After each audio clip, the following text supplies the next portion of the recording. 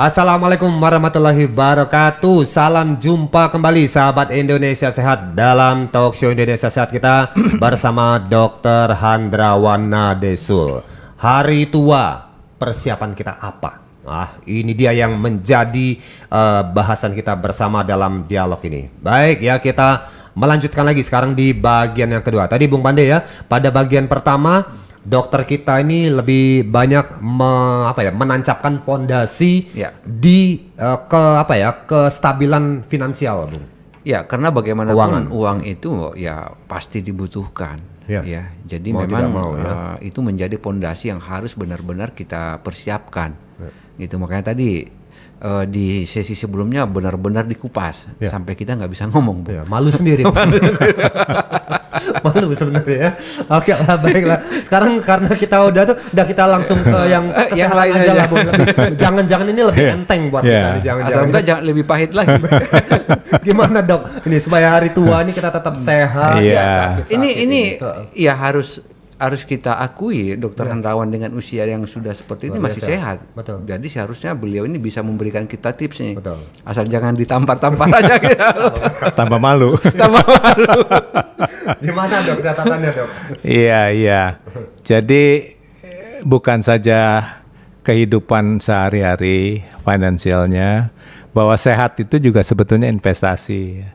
Jadi harus disebut bahwa sehat itu investasi. Bagaimana investasi sehat? Ya, bergaya hidup sehat tentu harus tambah wawasan.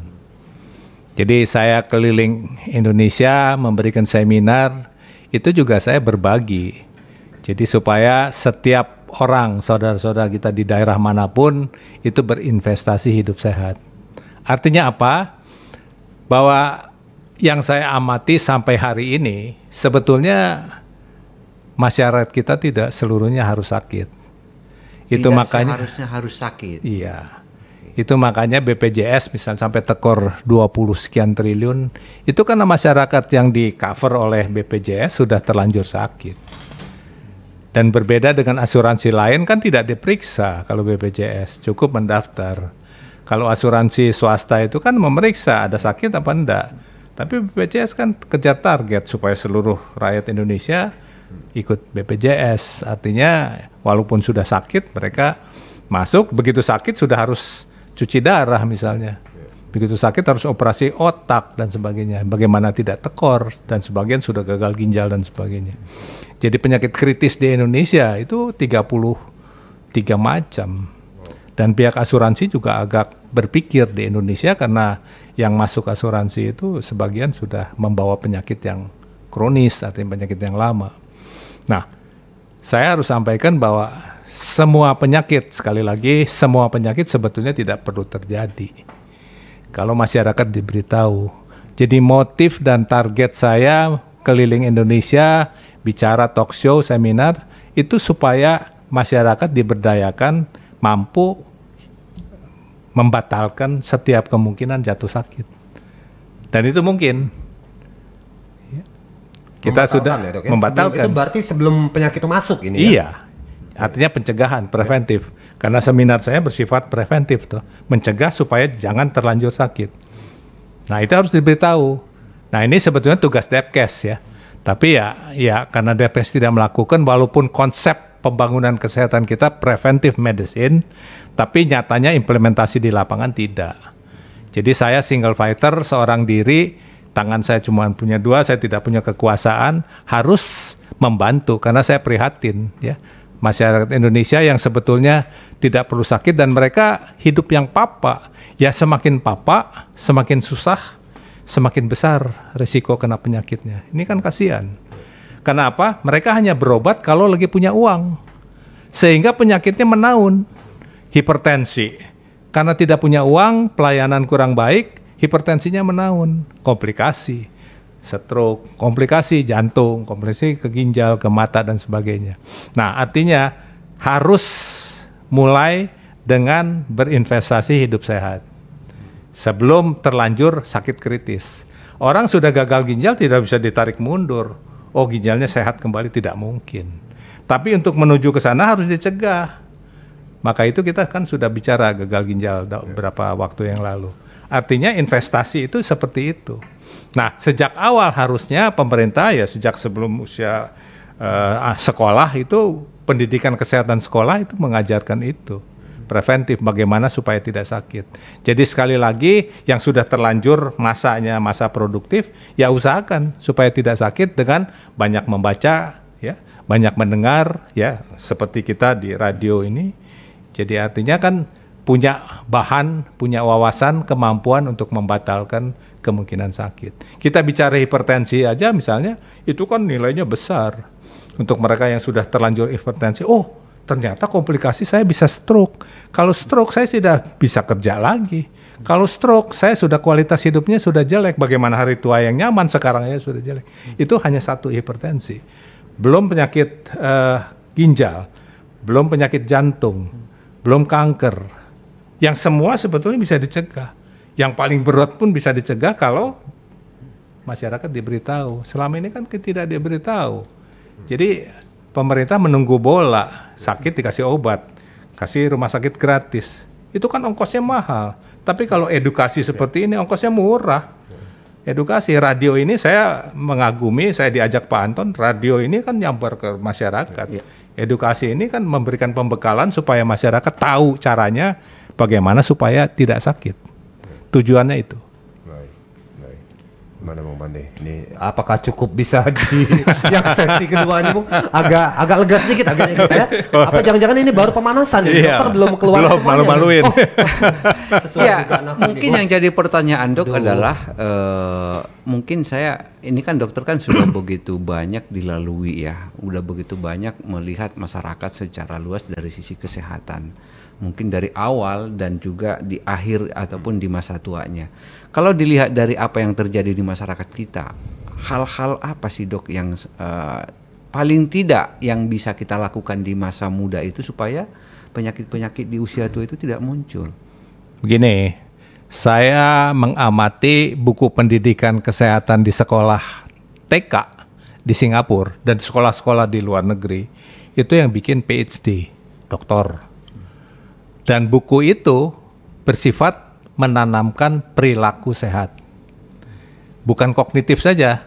Bukan misalnya nyamuk malaria kalau menggigit seperti apa, nyamuk dengue, demam berdarah, bukan. Tapi menanamkan perilaku hidup sehat. Mencuci tangan, itu basic.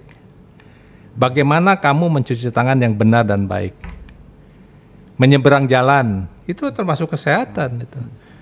Di kita kan tidak tahu, ibu yang berpendidikan pun tidak tahu menyeberang jalan yang baik dan benar seperti apa. Bung Hasan juga sama Dok. Ada gorengan nggak cuci tangan, cuma digini-giniin aja. Ditip-tip doang Bung. Nah, jadi basic untuk hidup sehat itu tidak ditanamkan sejak kecil. Itu makanya di Indonesia sukar untuk mengubah perilaku sudah terlanjur salah. Perilaku hidup sehat menjadi perilaku yang sehat. Lebih mudah menanamkan sejak kecil. Kita lihat keluarga-keluarga yang mendidik anak secara benar. Mau buang sampah, dia cari. Kalau yang nggak diajarkan gitu kan, lempar saja. Nah, sampah menjadi masalah besar di Indonesia antara lain karena pendidikan dari awal tidak ditanamkan. Jadi perilaku hidup sehat, makanan yang benar, yang sehat.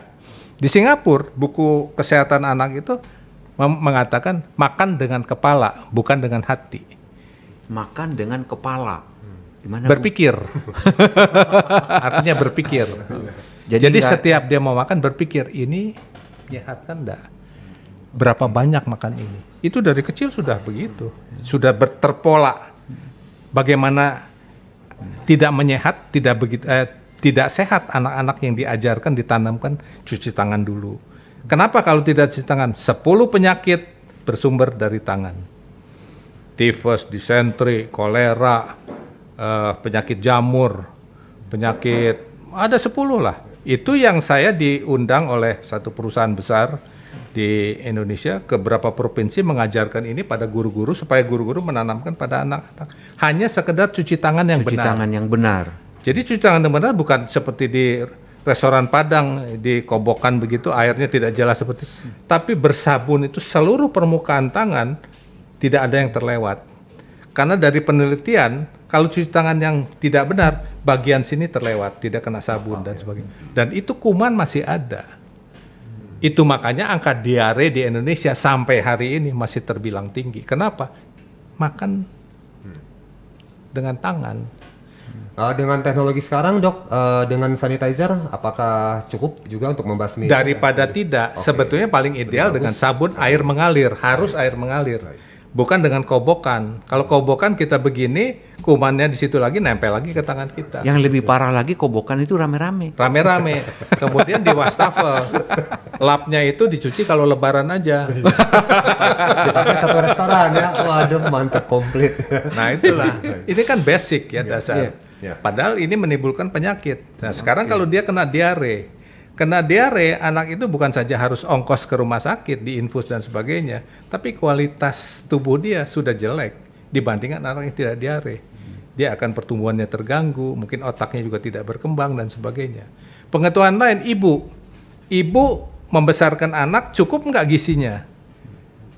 Karena ibu tidak tahu, itu tidak penting protein buat anak. Padahal sampai 2 tahun pertama, anak harus cukup protein supaya otaknya optimal. Bapaknya cerdas, ibunya cerdas, otaknya nggak dikasih protein, belum tentu cerdas. Nah, pengetahuan ini kan basic. Bagaimana bangsa yang berkualitas, anak-anaknya itu cerdas. Nah, di kita kan tidak. Maka itu di Ambon misalnya, anak-anak cerdas karena makan ikan. Jadi geografis menguntungkan mereka. Tapi yang di pegunungan, makan protein dari mana? Makannya sayur aja. Nah, harapannya kan dari telur. Begitu. Dan ini dari sejak muda ya sudah dibangun kesadaran kebersihan, kesehatan, gizi dan sebagainya. Ini tadi persiapan tadi ya kata dokternya untuk menuju ke hari tua nanti. Kalau kecilnya sudah sakit-sakitan, bagaimana berharap sudah besar sakit-sakitan? Itulah. Itu maksudnya. Iya. Aduh, tambah berat. Bagaimana Bung kira-kira masa kecil Anda sendiri bagaimana Bung? Cukup sehat atau cukup sehat kecuali kobokan tadi. Kalau kobokan saja memang masih. Ya, tapi ya mudah-mudahan ya nanti usia 50 ke atas juga nanti ya mudah-mudahan lah ya, insya Allah ya. Nah, ini juga ada satu hal yang menarik lagi nih Bung Pandi juga dokter ya. Ada pepatah mengatakan life begin at 40. Kehidupan mulai di 40. Padahal ya di usia 40 itu penyakit satu demi satu sudah mulai datang ini ya. Nah, ini juga sudah mulai memasuki di usia tadi untuk persiapan usia tua. Nah, bagaimana menjawab ini? Kita kasih dulu yang pengen melintas dokter. Sebentar dok, ini dok, ini melintas. Peliharalah kesehatan tubuh Anda dengan M-King. M-King adalah ramuan herbal ekstrak yang setiap tetesnya mengandung campuran herbal dan bermanfaat untuk membantu memelihara kesehatan tubuh. M-King terbuat dari bahan herbal berkualitas, daun kelor, rimpang temulawak, bunga rosella, dan buah mengkudu. Minum M-King 3 kali sehari 15 tetes. Dikonsumsi dengan mencampur 200 ml air putih. M-King, rajanya jamu tetes Indonesia.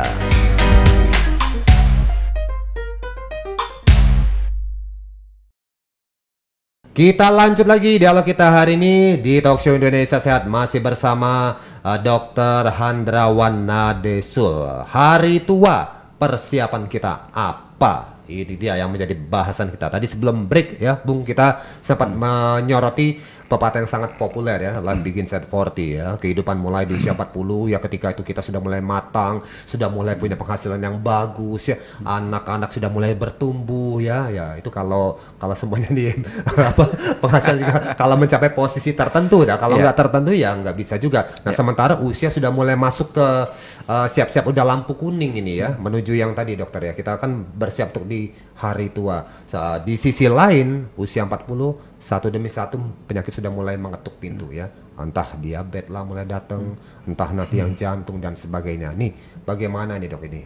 Sebelum tua aja udah mulai datang ini dok. Jadi sekali lagi saya sampaikan sebagian besar masyarakat kita lahir dan diciptakan dari generasi yang sebetulnya tidak sepenuhnya sehat. Artinya wawasan kesehatan yang kurang, pengetahuan ibu yang kurang mengenai gizi, mengenai bagaimana membesarkan anak, termasuk juga perkembangan jiwa anak. Jadi anak tawuran, anak kekerasan seksual dan sebagainya itu kan bermula dari keluarga yang tidak tahu sebetulnya. Bukan salah mereka karena ketidaktahuan, karena tidak diberitahu. Nah, saya harus sampaikan satu istilah, itu autobiografi tubuh, yang mungkin pernah saya sampaikan, bahwa setiap orang itu punya autobiografi tubuh. Nah, autobiografi tubuh itu dibentuk dari sejak dia di kandungan, apakah benar ibu itu hamil sehat, ya, diberikan cukup makan, ibunya cukup makan dan sebagainya. Kedua, ketika melahirkan apa betul juga sehat. Nah, kualitas dari anak sejak kandungan sampai lahir sampai dibesarkan itu awal dari bab 1 autobiografi tubuh dia. Indah nggak? Bagus tidak autobiografinya? Kalau dari kecil banyak sakit ya, karena kurang gizi dan sebagainya, autobiografinya sudah jelek dari awal.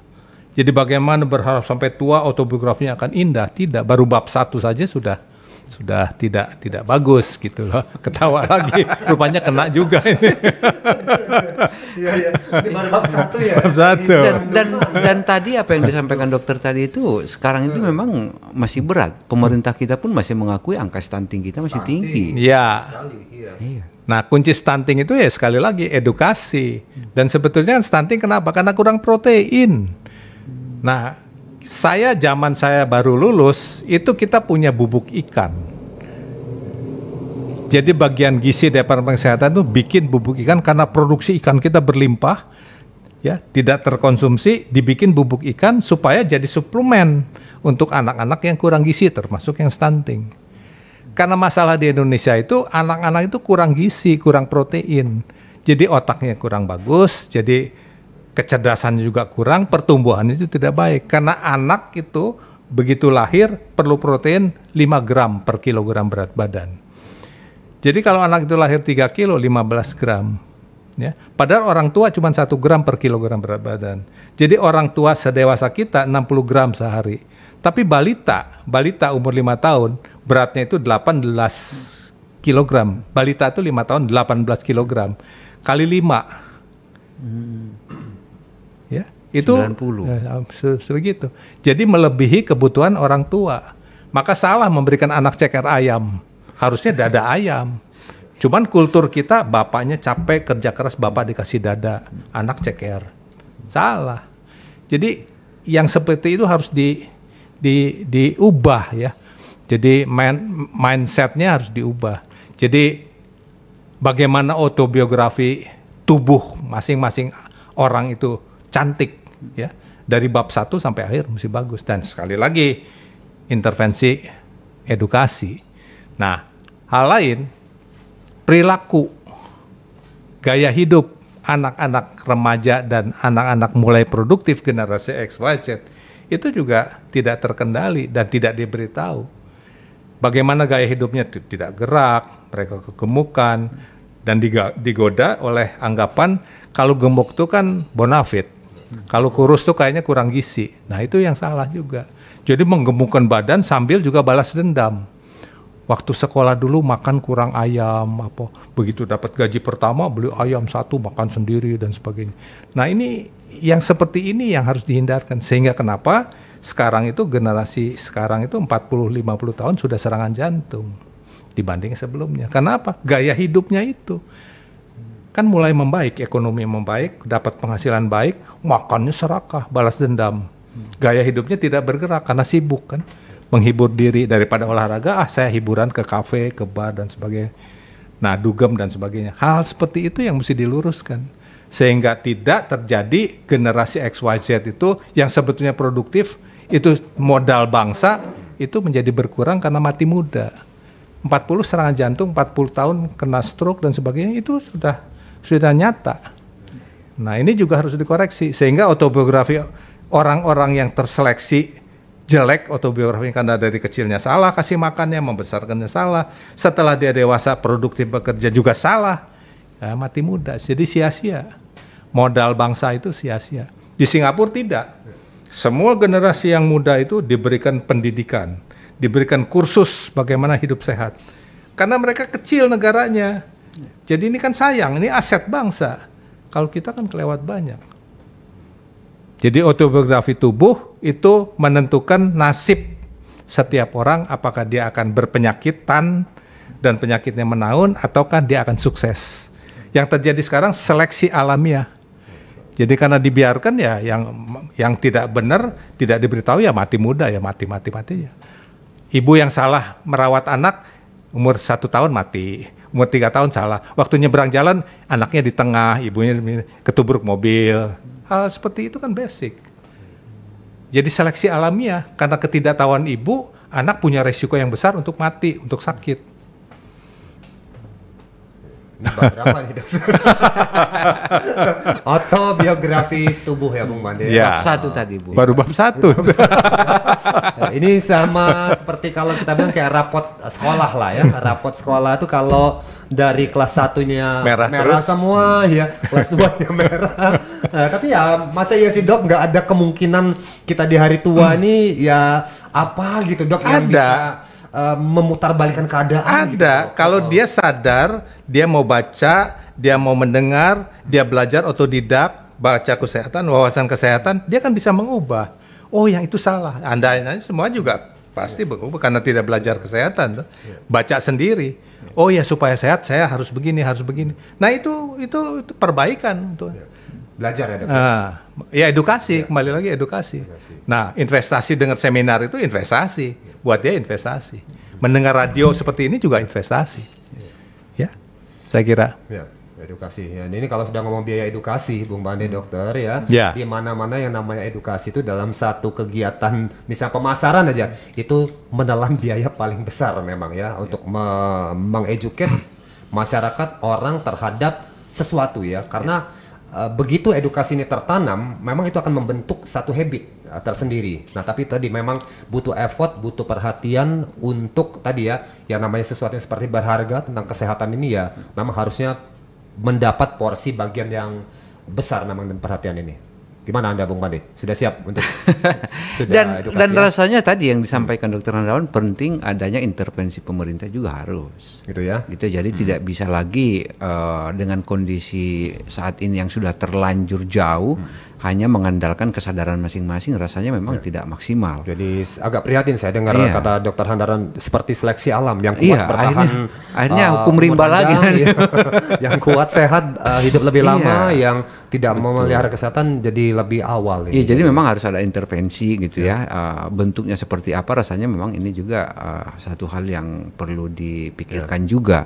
Tapi lagi-lagi memang dari sisi kita sebagai masyarakat juga harus mulai mencoba berubah dengan tadi mencoba membaca, mendengarkan atau apapun itu yang berkaitan dengan bagaimana meningkatkan kualitas ilmu kita untuk lebih baik, apalagi untuk masa depan gitu. Ya paling nggak minum jamu lah Bung Pande. Nah, ya, dari muda ya, dari umur produktif ya, supaya untuk menjaga badan tuh fit gitu. Bung. Iya, jamu kan dari dulu juga udah dikonsumsi. Dari dulu, Bung. Ya, jadi ya kalau kata sahib saya itu Mas Tukul, ikan sepat ikan gabus katanya. Makin cepat makin gabus. Gabus bahasa Batak itu bahaya. Bohong. Ikan cepat ikan gabus ya. Jadi dari makin awal cepat ya, makin bagus dari awal. gitu ya. Sama dengan kesehatan juga. Dari awal diperhatikan ya makin bagus ya. Tadi karena kita bicarakan hari tua, persiapan kita tuh apa. Kalau dari kecil tadi dari SD kita belum diajari cuci tangan, paling tidak di usia 40 masih diajari. Mulai di usia 40 nggak apa-apa. Daripada nggak sama sekali. 10 penyakit dibatalkan Dok ya dengan hanya mencuci tangan. Betul. Cuci tangan yang benar. Cuci tangan yang tidak cuci tangan itu melahirkan, menimbulkan 10 penyakit sedikitnya. Karena kalau saya bikin dokter kecil ya, dokter kecil itu kader kesehatan, bukan menjadi dokter. Tapi konsep ini dari Depkes bahwa anak dari kecil sudah ditanamkan untuk melengkapi, karena pendidikan kesehatan di kurikulum itu tidak seperti membangun perilaku. Jadi konsep ini saya bangun dokter kecil tahun 82, satu kota media Bogor. Jadi sebetulnya itu namanya aja dokter kecil supaya menarik. Semua orang tua pengen anaknya jadi dokter kecil, tapi seleksi kan. Mereka yang ranking tinggi terpilih satu kelas berapa orang. Dan mereka kader, berhasil. Jadi dia yang menasihati orang tuanya. Dia menasihati orang-orang di pesantren untuk cuci tangan. Kalau wudhu jangan air sembarangan. Karena diajarkan. Dari kuku itu kita belajar praktekkan di mikroskop. Kotoran kuku dikeluarkan, taruh di kaca di mikroskop, kumannya ada hidup. Mereka yakin. Berarti kelihatannya bersih, tapi kalau di kuku kotoran itu ada kuman. Kuman itu harus terlihat dengan mikroskop. Nah, orang kan tidak sampai ke situ, jadi rasa takutnya kurang. Tapi setelah tahu ternyata seperti itu, mereka jadi mengubah perilakunya. Jadi duta-duta kecil ya, betul, yang menyampaikan dokter kecil. Ya. Ada di mana Filipina ada little doctor segala macam. Ya, program seperti nah itu. Ini cuman sampai sekarang setelah tahun 2000 nggak lagi. Saya sudah bikin bukunya dokter kecil, panduan untuk guru dan orang tua. Belakangan lebih banyak dukun cilik Bung Bandi ya. Lebih banyak anak-anak kecil ya. Kalau nggak idola cilik. Iya, idola cilik ya. Iya. Nah, ini satu lagi ya untuk mengakhiri sebagai dialog kita ini Bung Bandi. Saya juga mau gali ke Dokter Handrawan. Ini kan hari tua kita, persiapan kita apa? Dari dokter tentunya kalau hari tua kan ada anak-anak yang kita lahirkan ya. Nah, tadi dokter sempat bilang kita jangan berharap dengan anak-anak Bung katanya ya. Kita mandiri lah. Ya masa iya sih Dok tidak ada pesan buat anak-anak yang kita ini untuk mungkin ya orang tuanya diperhatikan atau apa, masa ditinggal gitu aja gitu Dok. Walaupun zaman sudah semaju ini gitu lah dokter. Saya kira susah ya, susah. Itu faktanya memang pengalaman orang-orang tua yang merasa sedih, kecewa itu banyak. Hampir sebagian besar itu. Jadi supaya tidak sakit jiwa, orang tua yang berharap expect too much, berharap terlalu banyak dari anak, itu kecewa. Jadi mendingan tidak usah berharap. Kalaupun anak sadar sendirinya, itu akan lebih sukacita, surprise. Karena anak bagaimana terhadap kita tergantung kita waktu mengasuh dia itu terhadap dia. Kalau kita penuh sayang, penuh pengorbanan, dia tahu kita penuh, dengan sendirinya nggak usah dinasehati. Hal gitu nggak bisa sih, nggak mempan nasehati. Tapi dia tahu orang tua saya sudah banting tulang, sampai nggak tidur dan sebagainya. Dia lihat pengorbanan orang tua, dia dengan sendirinya mau. Tapi walaupun bagaimana, jangan terlalu berharap bahwa anak jadi ingat kita. Oh itu sih anugerah. Bonus ya. Bonus. Ya. Baik. Saya kira. Baik ya. Jadi kita berjuang dari sekarang ini Bung Bande. Ya. Untuk bersiap. Bersama-sama menua bersama ya, tentunya dengan kondisi yang sehat, fit ya, dan juga tadi ya jangan lupa finansialnya juga harus terjaga nih Bung. Ya artinya tadi yang disampaikan itu bagaimanapun masa tua kita itu kita yang menjalani. Jadi jangan menggantungkan diri kepada orang lain, bahkan kepada anak pun jangan. Artinya dari sekarang ya memang udah harus kita persiapkan, baik itu dari finansialnya ataupun dari sisi kesehatan. Baik, terima kasih banyak Dokter Handrawan sudah berbagi dalam dialog ini, dan tentunya harapan kita ya Bung Bande ya, perbincangan ini bisa menginspirasi dan juga tadi ya mencerdaskan masyarakat Indonesia. Terlebih lagi kita yang tengah mempersiapkan memasuki hari tua, karena hari ini kita tengah membahas hari tua, persiapan kita apa. Mudah-mudahan apa yang disampaikan bisa memberi bekal Bapak Ibu ya kepada kita semua untuk memasuki menjalankan hari tua kita dengan bahagia. Jangan lupa minum terus jamu tetesnya kita, dan kita berjumpa lagi dalam talk show dialog kita selanjutnya bersama Dr. Handrawan Nadesul. Sampai jumpa lagi.